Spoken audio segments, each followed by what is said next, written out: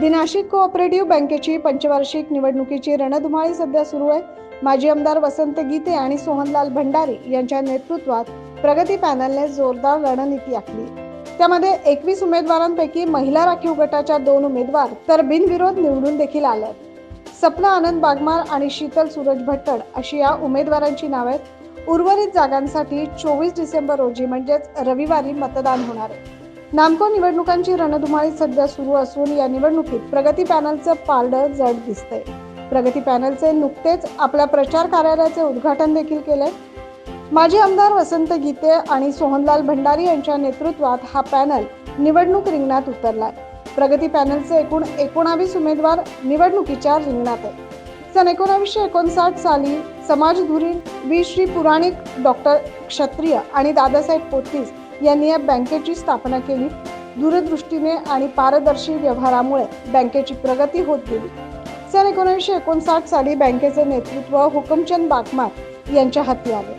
सन 1975 ते 1914 मामासाहेबांनी आपल्या कार्यकर्तृत्वाने बँकेच्या प्रगतीचा आलेख कधीही खाली येऊ दिला नाही। त्यांना समर्थपणे साथ दिली ती सोहनलाल भंडारी आणि वसंतराव गीते यांच्यासारख्या धुरंधरांनी। तसेच हेमंत हरिभाऊ धात्रक यांच्या कार्यकाळात देखील बँकेची मोठी भरभराट झाली। आता पुन्हा नामको बँकेला गतवैभव मिळवून देण्यासाठी वसंत गीते आणि सोहनलाल भंडारी यांच्या नेतृत्वात प्रगती पॅनल निवडणूक रिंगणात उतरले। बँकेच्या विकासासोबतच अनेक वचननामा प्रगती पॅनलने उभारला असून त्यामध्ये बँकेचे कामकाज आधुनिकीकरण, जलद गतीने कर्ज पुरवठा, ठेवी वाढीचे उद्दिष्ट, आपुलकीची वागणूक, यशस्वी परंपरा कायम, दुर्बल घटकांना सहाय्य, कृषी क्षेत्राला मदत, कर्मचाऱ्यांना प्रशिक्षण, नामकोचे नूतनीकरण सोबतच विविध प्रकारची कर्ज सुविधा, बँकेचे खेळते भांडवल हे सर्व उद्दिष्ट ठेवून प्रगती पॅनल आता निवडणुकीत उतरलाय। आपण जो आम्हाला मागच्या निवडणुकीमध्ये जो विश्वास टाकला आणि जी बँक आमच्या हातात त्या विश्वासाने सोपवली, त्याच्यापेक्षाही चांगलं काम या ठिकाणी आम्ही करून दाखवलेलं आहे। आणि मला खात्री आहे की या बँकेचे सर्व मतदार हे शुद्ध मतदार आहेत आणि पॅनल या ठिकाणी बिनविरोध होईल अशी परिस्थिती असताना काही मंडळींनी जाणीवपूर्वक ही निवडणूक लादलेली आहे। ज्यांनी प्रशासकांना मदत केली त्यावेळेस बँक खड्ड्यात गेली होती। आज बँकेचे 1.5-2 कोटी रुपये वाचले असते, परंतु त्यांना हे होऊन द्यायचं नव्हतं आणि म्हणून पुन्हा बँकेचा खर्च वाचवलेला आहे। मी सगळ्या मतदारांना कळकळीची विनंती करेन, ही बँक तुमची आहे, बाहेर पडून मतदान करा आणि अशी प्रवृत्ती हिला घरात बसवा एवढीच विनंती करतो। निवडणुकीच्या निमित्तानं आज प्रचार कार्यालयाचं उद्घाटन होतं। या प्रसंगी नामको बँकेने केलेल्या कामाची प्रगतीचा आढावा सगळ्यांसमोर आपण दाखवला।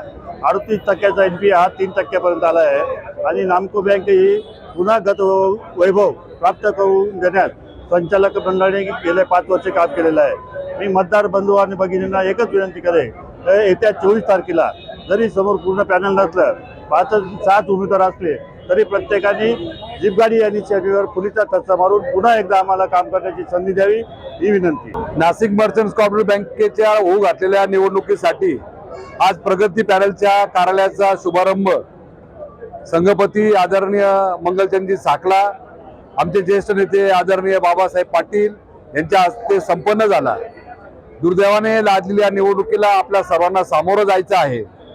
मी सर्व मतदार बंधू भगिनींना आवाहन करेन, आपल्या नाशिकची नव्हे तर उत्तर महाराष्ट्रातली अर्थवाहिनी असलेली आपली नामको बँक हिच्यावरती चांगलं प्रशासन आदरणीय वसंत भाऊ गीते, आदरणीय सोनशेठ भंडारी यांच्या नेतृत्वावर विश्वास ठेवून जो मागच्या 5 वर्षामध्ये तुम्ही काम करण्याची संधी दिली, ही संधी पुनश्च एकदा तुम्ही प्राप्त करून द्याल अशी आशा बाळगतो व 24 तारखेला आपण सर्वजण घरातून बाहेर पडून जास्तीत जास्त संख्येने मतदान कराल असं आवाहन करतो। तर आपण सर्वांना नामको बँकेला गतवैभव मिळवून द्यायचे आहे म्हणून वसंतराव गीते आणि सोहनलाल भंडारी यांच्या नेतृत्वाखाली आपल्या प्रगती पॅनलच्या सर्व उमेदवारांना यावेळी पुन्हा एकदा प्रचंड बहुमताने विजयी करायचे अशी विनंती प्रगती पॅनलच्या वतीने करण्यात आली आहे।